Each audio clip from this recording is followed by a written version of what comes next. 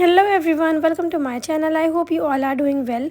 तो जी आज की वीडियो में मैं आप लोगों को बेंटो केक के हवाले से बहुत सी चीज़ें गाइड करने वाली हूँ कि बेंटो केक क्या होता है, आपने बेंटो केक बनाना किस तरह है, क्या वेट, क्या साइज़ और बेंटो केक की आप लोगों ने कॉस्टिंग किस तरह करनी है।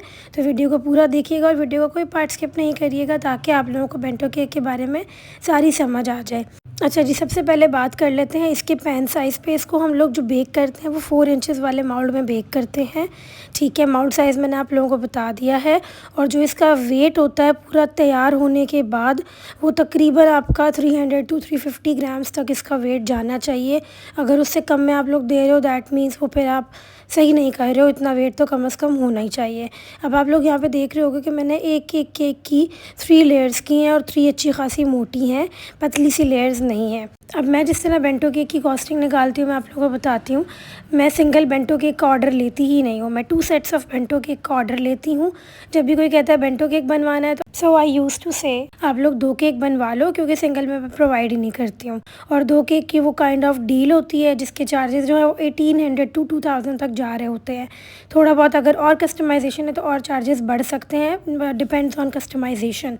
ठीक हो गया, दैट मीन्स आप लोगों ने अगर सिंगल बेंटो सेल करना है तो आप 800 टू 1000 रुपीज़ तक का उसको सेल कर सकते हो। थोड़ा सा मार्जिन रखो कस्टमाइजेशन के अकॉर्डिंगली। ठीक हो गया। आप लोग चार्जेस के हवाले से पूछ रहे होते तो इसलिए मैंने आप लोगों को बताया कि आप लोग अगर इस तरह का उनको एक क्वालिटी प्रोडक्ट प्रोवाइड कर रहे हो तो आप इस तरह के चार्जेस रख सकते हो, क्योंकि मेहनत तो लग रही है ना। अब ऑल्दो हमें पता है कि वो केक का साइज़ छोटा है, 4 इंचेस वाले में हम बेक कर रहे हैं, मगर मटेरियल लग रहा है, टाइम लग रहा है, हमारी मेहनत लग रही है, सो हमें उसका भी तो चार्ज करना ही है।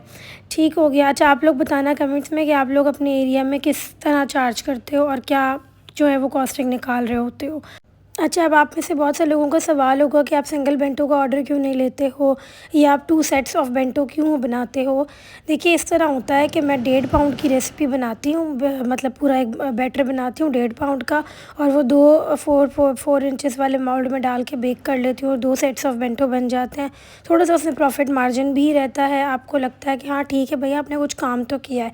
सिंगल एक बेंटो के लिए मैं कोई रेसिपी यूज़ नहीं करती हूँ, क्योंकि बिल्कुल छोटी सी कोई रेसिपी मेरे पास टू बी ऑनेस्ट नहीं है, और जो 3 इंग्रेडिएंट रेसिपी होती है मैं वो यूज़ ही नहीं करती हूँ, तो इसीलिए मैं उस तरफ जाती ही नहीं हूँ।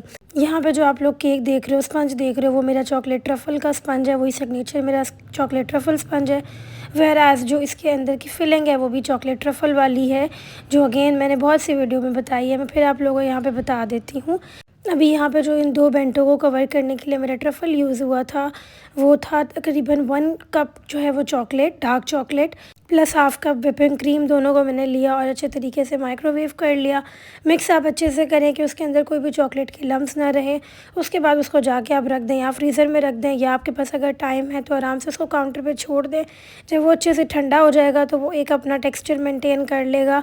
फिर उसके बाद आप उसके अंदर थोड़ा सा मिल्क पाउडर डाल के मिक्स करें। जब वो काउंटर पे ही है, थोड़ा नीम गर्म होगा, मिक्स करने के बाद उसको काउंटर पे ही छोड़ दें, और जब अच्छे से ठंडा हो जाएगा तब उसके बाद उसको बीट कर लें। तो वो आप लोगों का बन जाएगा व्हिप्ड चॉकलेट ट्रफ़ल, जो कि मैं भी आप लोगों के सामने यूज़ कर रही हूँ। और जब इसमें अच्छा खासा चॉकलेट होता है ना तो व्हिप बहुत जल्दी हो जाता है। अभी आप लोग देख रहे हो कि व्हिप हुआ हुआ है और कितना स्टेबल है। बहुत से लोग मुझे कहते हैं कमेंट्स में आके या पर्सनली मैसेज कर रहे होते हैं कि व्हिप करने के बाद उनकी कंसिस्टेंसी जो है वो डाउन होने लग जाती है और वो बिल्कुल मेल्टेड फॉर्म में आ जाता है, तो इस तरीके से स्टेबल नहीं होता। वो पता है क्यों होता है? वो इसलिए होता है कि आप लोग चॉकलेट का रेशो कम रखते हो और क्रीम का रेशो ज़्यादा होता है। तो इस वजह से जब वो चॉकलेट का रेशो कम होता है तो वो क्या करती है, वो उसको स्टेबल बनाने के बजाय और ढीला ढीला लाइट वेट कर देती है। तो आप लोगों ने यही करना है कि एक तो उसको अच्छे से ठंडा होने देना है, और जितनी चॉकलेट आप लोगों को बताई जा रही है आप लोगों ने उसमें उतनी ही चॉकलेट डालनी है। और अगर आप लोगों को और लगता है कि चॉकलेट आपकी इतनी अच्छी क्वालिटी की नहीं है जो आप यूज़ कर रहे हो, या वो जो थोड़ी सस्ती चॉकलेट यूज़ करो, थोड़ी फिर ज़्यादा यूज़ करो। मैं यहाँ पे क्रेव की यूज़ करती हूँ, डार्क चॉकलेट। इसके अलावा मैंने बहुत नाम सुना है गुल्स की चॉकलेट का और क्रिएशन का, मगर मैंने अभी तक यूज़ नहीं की है। अच्छा जी, इन दोनों केक्स को मैंने रात में ही बना के एक बोर्ड पे ट्रांसफ़र करके रख दिया था, अच्छे से वो सेट हो गए थे और अब मैं सुबह जो है इन पे फ़ाइनल अपना कोट कर रही हूँ।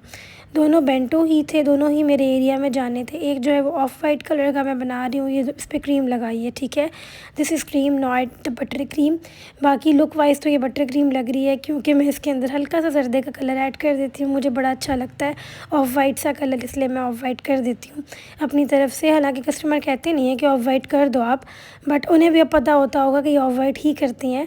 मुझे बिल्कुल वाइट नहीं पसंद, तो इसलिए मैं हमेशा कलर जो है उसको हल्का सा ऑफ वाइट कर देती हूँ ताकि उसका प्यारा सा एक लुक भी आ जाए। क्रीम मैंने यहाँ पे जो यूज़ की है दैट इज़ फ्रॉस्टी। मैं फ्रॉस्टी और विपी विप ही यूज़ करती हूँ, ये दोनों काफ़ी ज़्यादा अच्छी हैं। फ्रॉस्टी ज़्यादा यूज़ हो रही होती है आउटर कोट के लिए, वेयर एज़ जो हमारी विपिंग क्रीम होती है विपी विप की, वो मैं यूज़ करती हूँ अंदर अपने ट्रफ़ल के लिए क्योंकि उसका फ्लेवर बहुत ज़्यादा मज़े का होता है। और जो फ्रॉस्टी होती है वो स्टेबल ज़्यादा होती है, तो इसलिए फ्रॉस्टी को मैं आउटर कोट के लिए ज़्यादातर यूज़ करती हूँ।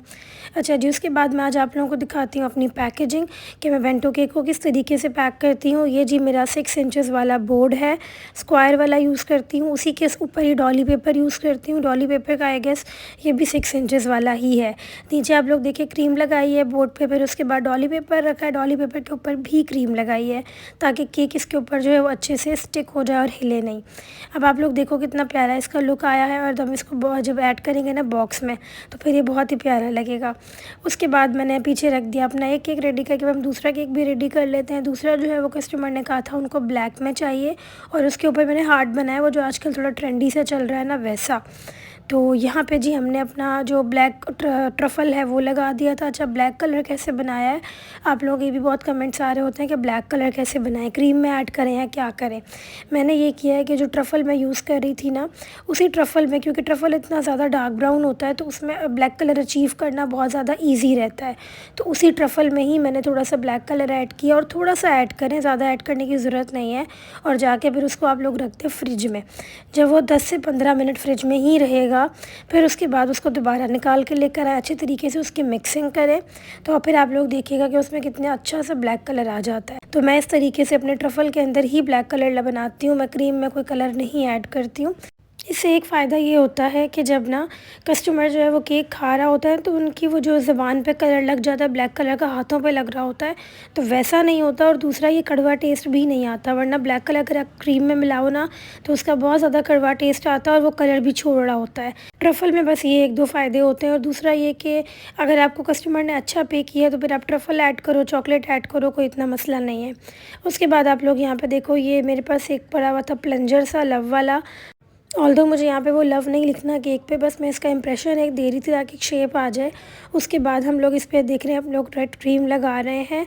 सो बस हार्ट की एक शेप देनी थी तो इसलिए मैंने उसका यूज़ किया था। कटर जो है वो पता नहीं मेरा कहाँ गुम जाता है, जब ज़रूरत पड़ती है ना मुझे चीज़ों की तो चीज़ मिल नहीं रही होती है। सो इसलिए मैंने स्पंजर की हेल्प ली थी। उसके बाद अपना आप लोग देखिए क्रीम लगा दी थी हार्ट वाली। सो ये बहुत ज़्यादा ट्रेंडी सा डिज़ाइन है, हमें बस इसके अंदर जो है वो रफ़ सा अंदर से एक इम्प्रेशन देना है। पहले हार्ट का क्रीम लगानी है और उसके बाद उसको फिलअप कर लेना है क्रीम से। तो बस यही मैंने किया था। उसके बाद जो ट्रफ़ल था उसी से ही लव लिख लिया था साइड से कवर करके, और अब हम इसके ऊपर गोल्डन करेंगे। नीचे जो है वो उनकी एनिवर्सरी की डेट लिखती थी। सो ये बहुत ज़्यादा, मुझे तो बहुत ज़्यादा प्यारा लग रहा था, इतना क्यूट सा ये डिज़ाइन था। और बेंटो में ज़्यादा इसका प्यारा लुक आ रहा था। अगर हम इसको 1 पाउंड में बनाए तो आई गेस उसका इतना प्यारा लुक नहीं आएगा जितना इसका बेंटो में आ रहा था। गोल्डन डस्ट का आप लोग बहुत पूछते हो कि वो किस तरह से बनाई जाती है। मैं ये करती हूँ कि आप लोगों ने थोड़ी सी डस्ट लेनी है, उसके अंदर 1-2 ड्रॉप ऑयल के ऐड कर लेने हैं कि बस आपका वो इतना हो कि वो रनी ना हो, ना बहुत ज़्यादा रनी हो ना बहुत ज़्यादा गाढ़ा हो, बस इस तरह की आपकी गोल्डन डस्ट होनी चाहिए। और फिर आप लोग उसको लगा लो। सो मैंने लव लिख लिया था। उसके बाद जो है वो अपना किनारियाँ मैंने जो ऊपर की तरफ निकाली हुई थी केक की, उस पर भी मैंने हल्का हल्का अपना गोल्डन डस्ट कर लिया था ताकि थोड़ा प्यारा सा लुक आ जाए। बेंटो में मैं जानबूझ के ऊपर की तरफ से थोड़ी सी किनारियाँ निकाल देती हूँ ताकि ना थोड़ा सा मैं उसको गोल्डन कर दूँ और प्यारा सा उसका लुक आ जाए। दूसरा जो अपना केक है उस पर देखिएगा आप लोग मैंने क्या बनाया है। पहली पहली बार मैंने ये ग्रास नोज़ल यूज़ की थी और मुझे तो ये काफ़ी प्यारी लगी है। हमने ये देखें फॉन्डेंट का फ्रॉक बनाया था, थोड़ा सा ना ये एक काइंड ऑफ लेज़ी सा फ्रॉक है जो कि हँस रहा है, तो मुझे तो बहुत प्यारा लगा था। मैंने बहुत जल्दी इसको बनाया था, 5 से 10 मिनट के अंदर मैंने इसको रेडी कर दिया था। और फ्रॉक का कलर और ग्रास का कलर दोनों का कलर मैंने थोड़ा सा डिफरेंट रखा था ताकि थोड़ा सा डिस्टिंग्विश हो और पता लगे कि ग्रास पीछे एंड देन फ्रॉक आगे है, तो काइंड ऑफ 3D लुक देने की कोशिश की थी इस तरीके से। और आगे जो है वो हमने HPD सेक्सी लिख दिया था। कस्टमर ने जो मुझे डिज़ाइन शेयर किया था उसमें ग्रास नहीं था, फ्लावर्स नहीं थे, उसमें फ़्रॉक के पीछे ना कुछ स्ट्रॉबेरीज़ पड़ी हुई थी। सो वो इतना ज़्यादा अच्छा लग नहीं रहा था और अभी आजकल स्ट्रॉबेरीज़ आ भी नहीं रही हैं, जो आ रही हैं वो इतनी कोई अच्छी नहीं है। सो इसलिए मैंने कहा उनको कि स्ट्रॉबेरी नहीं रखते हैं हम लोग, पीछे ग्रास कर लेते हैं, फ्लावर्स कर लेते हैं। तो वो भी इतनी ज़्यादा अच्छी सी हैं, मासूम सी। उन्होंने मुझे कहा ठीक है आप लोग देख लो कि जो भी आपको लगता है कि अच्छा लगेगा आप वो कर लेना। मैंने कहा चलें ओके ठीक है। फिर मैंने उनको थोड़ा आइडिया दे दिया था कि मैं ग्रास लगाऊंगी और ग्रास से फ्लावर्स लगा दूंगी, तो फ्रॉक के साथ ग्रास जो है वो बहुत एक अच्छा कंट्रास्ट आएगा। तो ये जी हमारे केक का फ़ाइनल लुक है। आप लोगों ने बताना है कि आपको ये केक कैसा लगा है और इसी के साथ ही जो हमारा दूसरा केक है ब्लैक वाला वो कैसा लगा है, और ये दोनों केक की कैसा जो है वो एक मिक्स एंड मैच है। तो मिलते हैं नेक्स्ट वीडियो में, तब तक के लिए अपना ख्याल रखें, दुआओं में याद रखें, बाय।